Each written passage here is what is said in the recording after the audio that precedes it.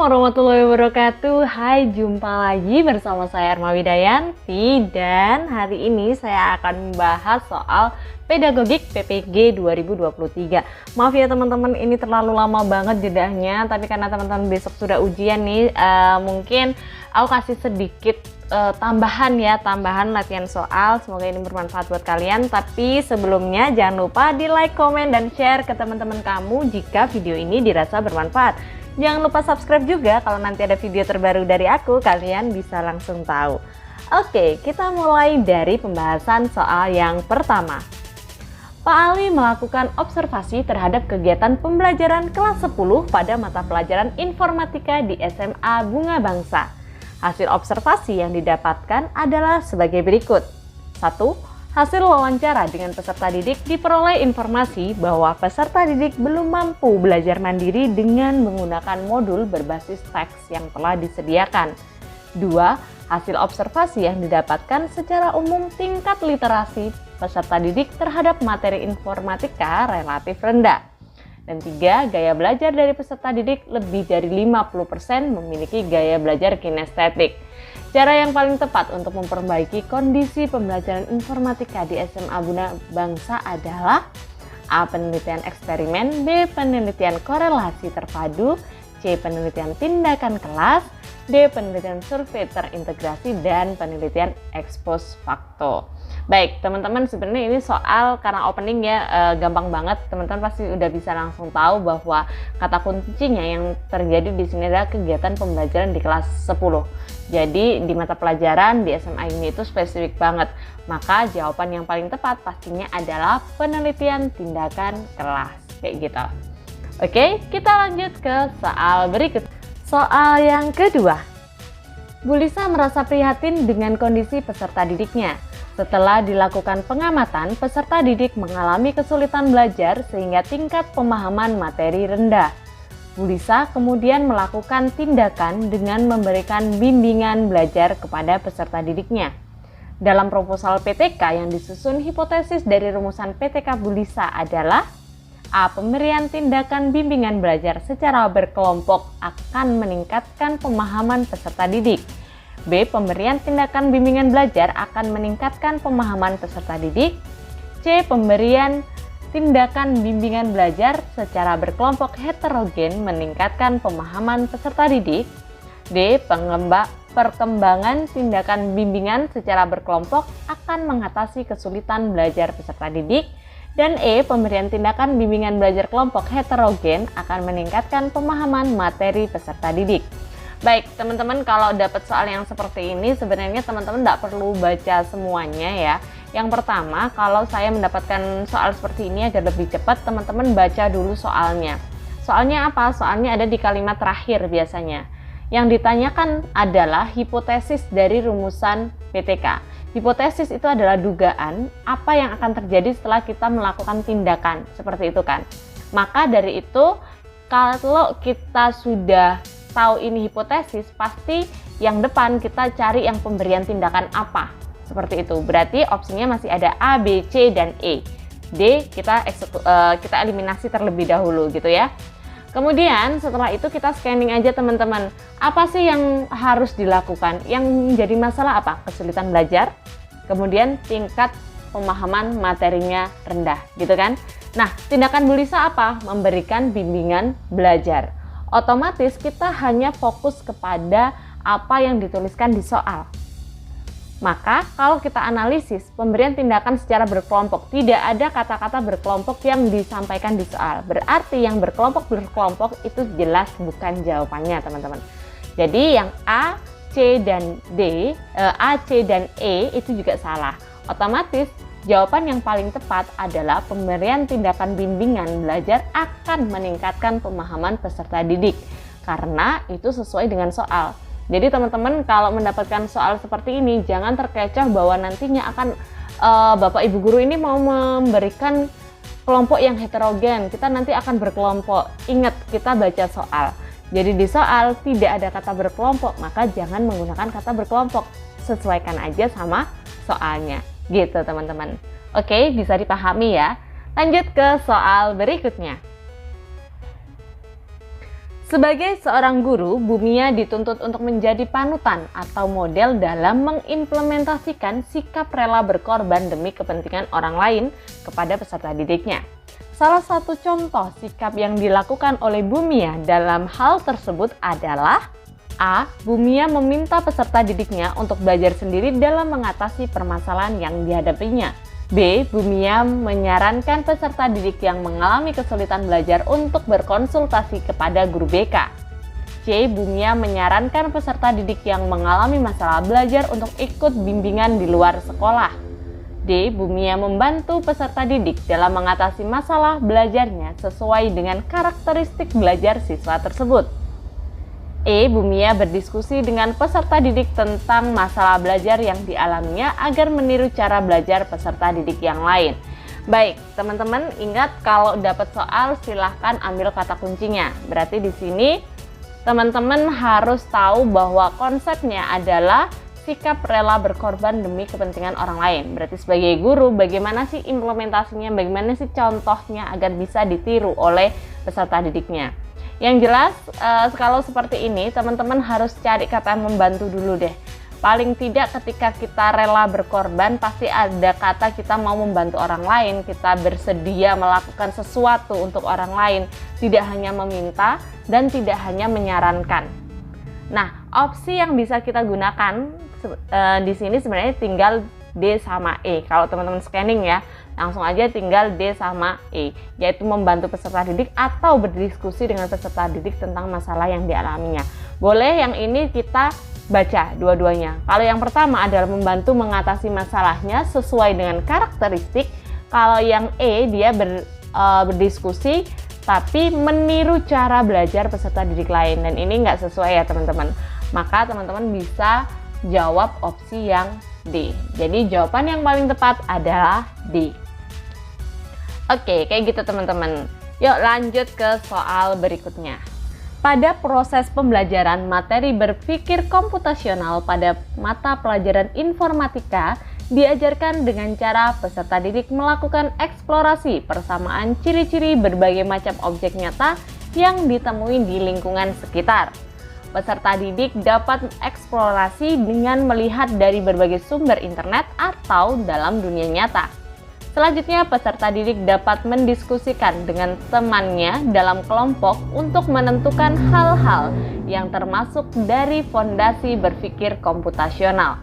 Dengan kegiatan tersebut, peserta didik mampu menemukan konsep secara utuh terkait implementasi dari berpikir komputasional. Berdasarkan uraian di atas, dapat disimpulkan bahwa pembelajaran tersebut menerapkan teori belajar A. Kognitif, B. Humanistik, C. Cybernetik, D. Konstruktivistik, E. Behavioristik. Baik teman-teman, kalau teori belajar sebenarnya aku udah bahas di beberapa video aku ya, apa itu kognitif, kemudian humanistik, cybernetik, konstruktivistik, behavioristik gitu kan. Kalau kognitif kita tahu lah tentang kognisi atau pengetahuannya, tingkat pengetahuannya. Kemudian humanistik lebih ke memanusiakan manusia kali ya. Kemudian cybernetik pokoknya identik dengan teknologi. Konstruktivistik itu dengan lingkungan sekitar, dan behavior itu dengan habit atau kebiasaan. Jadi kalau di sini kata kuncinya jelas, dia itu berbagai macam objek nyata yang ditemui di lingkungan sekitar. Berarti teori yang digunakan adalah konstruktivistik. Kayak gitu teman-teman. Oke, kalau ini kemungkinan ada yang keluar soal-soal seperti ini. Jadi teman-teman ingat kata kuncinya aja, dan di berbagai video aku yang sebelumnya udah aku jelasin detail dan kata kunci dari berbagai macam teori belajar. Dipelajari aja. Oke, kita lanjut ke soal berikutnya. Seorang guru diharapkan mampu membuat perbaikan dalam kelasnya dengan melaksanakan penelitian tindakan kelas atau PTK. Hal yang mendasari PTK haruslah jelas agar perbaikan dapat sesuai dengan tujuan PTK itu sendiri. Oleh karena itu, dalam mengimplementasikannya atau mengimplementasikan PTK, guru seharusnya A. Mengembangkan berbagai eksperimen dalam proses PTK, B. Menyadari bahwa PTK adalah satu-satunya metode canggih dalam proses perbaikan pembelajaran, C. Mengetahui secara pasti permasalahan yang ada di dalam kelas, D. Memberikan kenyamanan pada peserta didik pada saat pelaksanaan.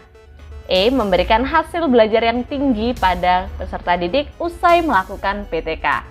Baik teman-teman, sebenarnya ini juga jawaban yang paling mudah dan saya rasa teman-teman juga bisa jawab.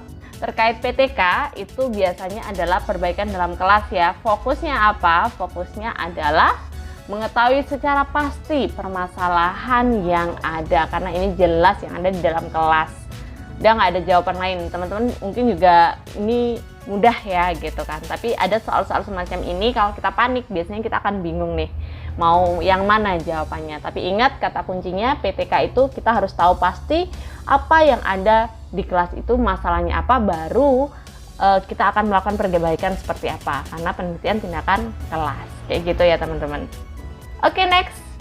Dalam proses pembelajaran terdapat skenario pembelajaran yang disebut dengan rencana pelaksanaan pembelajaran atau RPP. Dalam RPP terdapat komponen pembukaan, inti, dan penutup, di mana masing-masing bagian memiliki proses yang berbeda. Berikut yang termasuk dalam kegiatan penutup adalah: A. Memberikan umpan balik terhadap proses dari hasil pembelajaran. B. Memberikan motivasi dan apresiasi terhadap peserta didik. C. Mengkomunikasikan materi yang telah disampaikan pada minggu sebelumnya. D. Memberikan materi yang dapat dikerjakan oleh peserta didik dalam proses pembelajaran. E. Memberikan umpan balik terhadap masalah yang ditemukan pada proses pembelajaran. Baik, teman-teman, di sini kata kuncinya jelas, kegiatan penutup. Jadi kalau ada soal, baca dulu soalnya, nggak usah atasnya dulu. Nanti baru kita tarik ke atas gitu ya. Nah, kalau kegiatan penutup jelas ya teman-teman, kita harus memberikan umpan balik. Kita memberikan refleksi, kesimpulan, kemudian menyampaikan materi selanjutnya. Ada remedial dan pengayaan juga sih, macam-macam. Tapi konteksnya adalah kegiatan penutup. Jadi jelas di sini yang bisa dia opsi itu adalah A dan D. Tapi perhatikan yang D, memberikan materi yang dikerjakan pada yang C, mengkomunikasikan materi yang telah disampaikan minggu sebelumnya. Berarti ini ada di pembukaan teman-teman, bukan di penutupan. Sedangkan yang E, memberikan umpan balik terhadap masalah yang ditemukan pada proses pembelajaran, itu adalah proses inti. Jadi jawaban yang paling tepat itu adalah memberikan umpan balik terhadap proses dan hasil pembelajaran pada saat itu. Jadi hasil pembelajaran udah selesai, prosesnya udah selesai, kita refleksi. Nah, ini terjadi di penutup kayak gitu teman-teman. Oke, selanjutnya nih. Lingkungan sekolah merupakan salah satu dari lingkungan sosial. Ada kalanya peserta didik mengalami kesulitan bergaul sehingga terisolir dalam pergaulan teman sebaya. Jika peserta didik tersebut mengutarakan kesulitannya kepada Anda, sebagai seorang guru, bagaimanakah Anda merespon hal tersebut? A. Saya mendengarkan keluhan peserta didik tersebut dan mengatakan bahwa kesulitan pergaulan yang dialaminya merupakan sesuatu yang wajar terjadi sebagai peserta didik di lingkungan sekolah. B. Saya mendengarkan keluhan tersebut dan mengajaknya membahas kesulitan pergaulan yang dialaminya serta mencari solusi yang sesuai dengan kondisi peserta didik. C. Saya akan memecahkan masalah pergaulan sebagaimana pengalaman saya sebagai seorang guru yang telah banyak memberikan layanan kepada peserta didik. D. Saya akan mendengarkan keluhan peserta didik tersebut dan memberikan nasihat tentang penanganan terbaik untuknya, sehingga ia dapat menyelesaikan kesulitan pergaulan yang dihadapinya. E. Saya mendengarkan keluhan peserta didik tersebut dan membantu mencarikan teman sebaya yang dapat membantunya mengatasi masalah pergaulan dan menemukan solusi pergaulan tersebut secara tuntas. Baik, teman-teman, mungkin di sini agak panjang-panjang dan teman-teman kalau baca satu persatu itu pasti agak bingung gitu ya. Pada intinya gini, kuncinya adalah ketika kita sebagai seorang guru, kira-kira ketika ada siswa atau peserta didik kita yang mengalami kesulitan bergaul, hal yang utama kita lakukan adalah mendengarkan dulu, ya kan? Mendengarkan dulu apa yang disampaikan, seperti itu. Selanjutnya apa? Apakah kita mencarikan solusi, ya kan? Atau kita memberikan teman, atau kita selesaikan dengan memecahkan masalah dengan kita sendiri. Ingat teman-teman, kondisi kesulitan bergaul ini disesuaikan dengan kondisi peserta didik. Maka teman-teman harus tahu mana yang menyesuaikan kondisi peserta didik. Jangan memaksakan bahwa kita sudah pengalaman maka kita harus memecahkan masalah seperti ini. Atau udah saya carikan teman, nanti kamu bergaul sama dia tuntas masalahnya. Enggak seperti itu. Jadi ingat, kita harus tahu kesulitan bergaul harus mengetahui kondisi peserta didik. Dan jawaban yang ada sesuai dengan kondisi peserta didik hanya ada satu, yaitu B. Yaitu saya akan mendengarkan keluhan peserta didik tersebut dan membahas kesulitan pergaulan yang dialaminya serta mencari solusi yang sesuai dengan kondisi peserta didik tersebut. Kayak gitu teman-teman.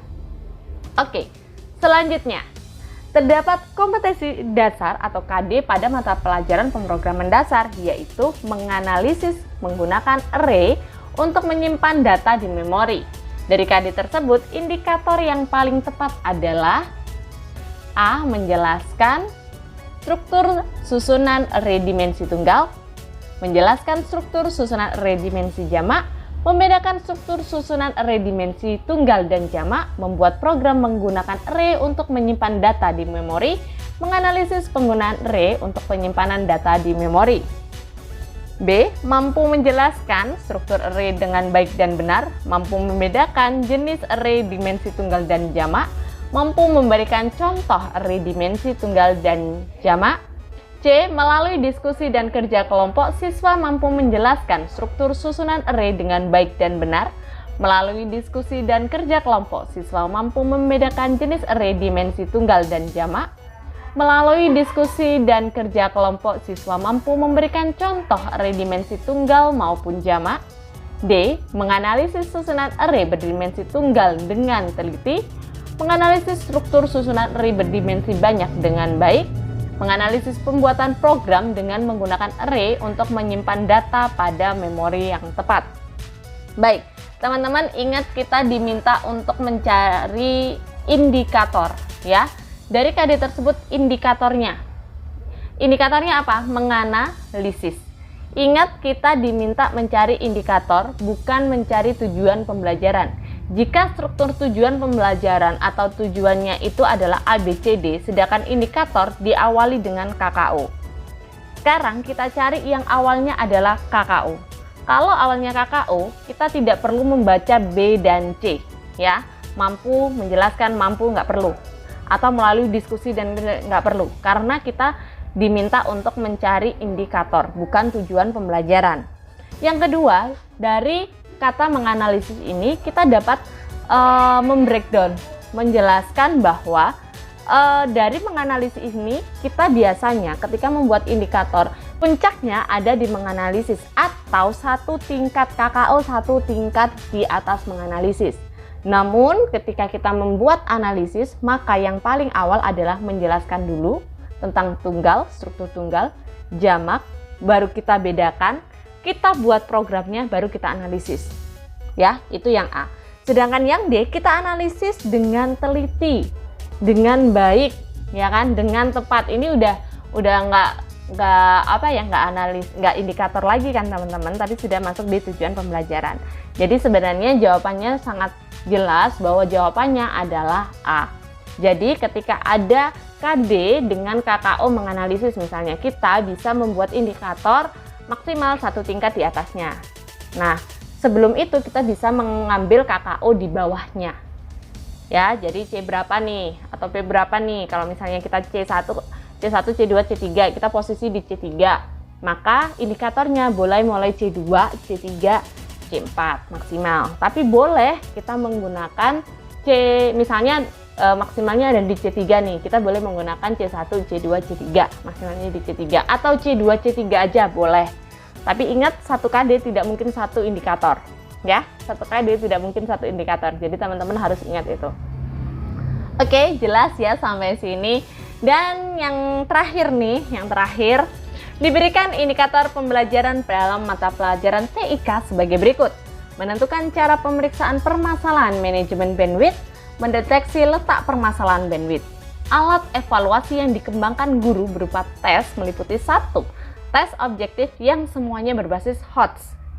2. Tes tindakan yang dikembangkan menggunakan angket. Dan 3. Tes lisan untuk mengungkap ranah afektif peserta didik.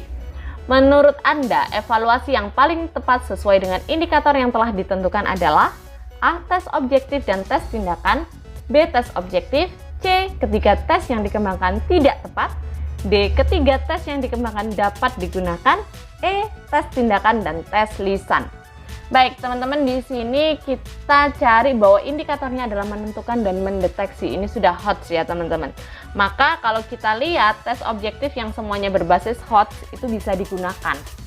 Namun kita lihat tes tindakan dengan angket. Nah ini kita kan nggak perlu angket ya teman-teman, karena menentukan cara pemeriksaan permasalahan manajemen bandwidth, mendeteksi letak permasalahan bandwidth itu nggak perlu angket. Dan kalau yang ketiga, tes lisan mengungkap ranah afektif. Dan ini indikatornya tidak masuk di ranah afektif sama sekali.